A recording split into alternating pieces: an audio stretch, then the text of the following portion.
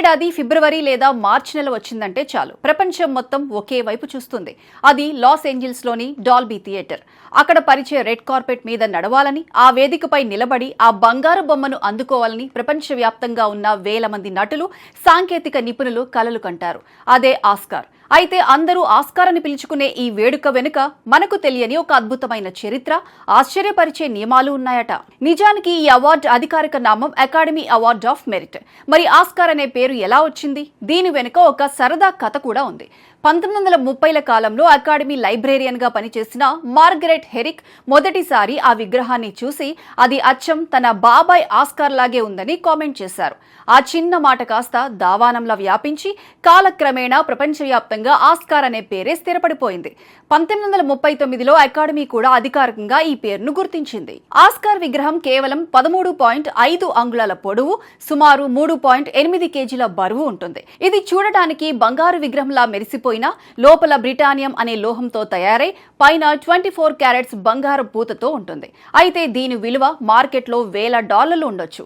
కానీ దీనిని ఎవరూ అమ్మడానికి వీల్లేదు. ఒకవేళ అవార్డు గ్రహీత లేదా వారి వారసులు ఆ విగ్రహాన్ని వదులుకోవాలనుకుంటే దానిని తిరిగి అకాడమీకే విక్రయించాలి.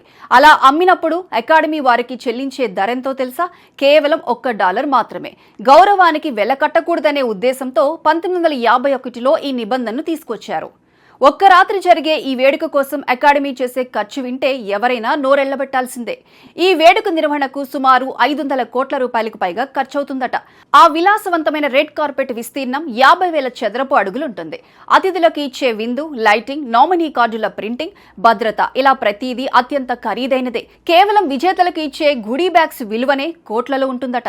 ఆస్కార్ చరిత్రలో ఎందరో మహానుభావులు తమ ముద్ర వేసుకున్నారు. మిక్కీ మౌస్ సృష్టికర్త వాల్ట్ డిస్నీ ఏకంగా 26 ఆస్కార్లను గెలుచుకుని ఎవరికి అందనంత ఎత్తులో నిలిచారు. ఇక సంగీత ప్రపంచంలో జాన్ విలియమ్స్ ఒక లెజెండ్. 1968 నుండి 2024 వరకు దాదాపు ప్రతి దశాబ్దంలోనూ ఆయన నామినేషన్ పొందుతూనే ఉన్నారు.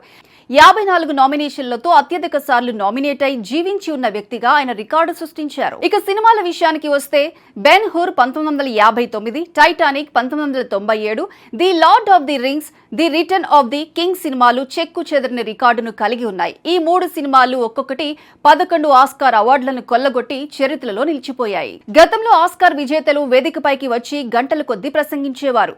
గ్రీర్ గార్సన్ అనే నటి ఒకసారి 5 నిమిషాల 30 సెకండ్ల పాటు మాట్లాడి అందరినీ విసిగించారు. ఆ తర్వాత అకాడమీ మేల్కొని ప్రసంగానికి 45 సెకండ్ల సమయాన్ని మాత్రమే కేటాయించింది. కానీ రికార్డులు తిరగరాయడానికే పుడతాయంటారు కదా. 2003లో ఆడ్రియన్ బ్రాడీ, ఆ తర్వాత మరెందరో భావోద్వేగంతో ఆ సమయాన్ని మించిపోయారు. ఆడ్రియన్ బ్రాడీ ప్రసంగం సుమారు 5 నిమిషాల పైగానే సాగి సరికొత్త రికార్డుగా నిలిచింది. 1929లో కేవలం 12 విభాగాలతో మొదలైన ఆస్కార్ నేడు 24 విభాగాలకు విస్తరించింది. పురుషాధిక్యం ఎక్కువగా ఉండే దర్శకుల విభాగంలో 2010లో క్యాథరిన్ బిగేలో మొదటిసారి ఉత్తమ దర్శకురాలిగా ఆస్కార్ అందుకుని చరిత్ర సృష్టించారు. అప్పటి నుంచి మహిళా దర్శకులకు ఆస్కార్ వేదికపై ఆదరణ పెరుగుతూ వస్తోంది. ఆస్కార్ అంటే కేవలం ఒక అవార్డు మాత్రమే కాదు, అది ఒక కళాకారుడి రక్తం, చెమట, కళల ప్రతిరూపం. భారతదేశం నుంచి భాను అతయ, సత్యజిత్ రే, ఏఆర్ రెహమాన్, గుల్జార్, రసూల్, తాజాగా RRR చిత్రంతో కీరవాణి, చంద్రబోస్ వరకు ఈ గౌరవాన్ని అందుకొని మన దేశ కీర్తిని విశ్వవ్యాప్తం చేశారు. వచ్చే ఏడాది ఆస్కార్ వేదికపై ఎటువంటి సంచలనాలు నమోదవుతాయో, ఏ సినిమా చరిత్రను తిరగరాస్తుందో వేచి చూడాలి.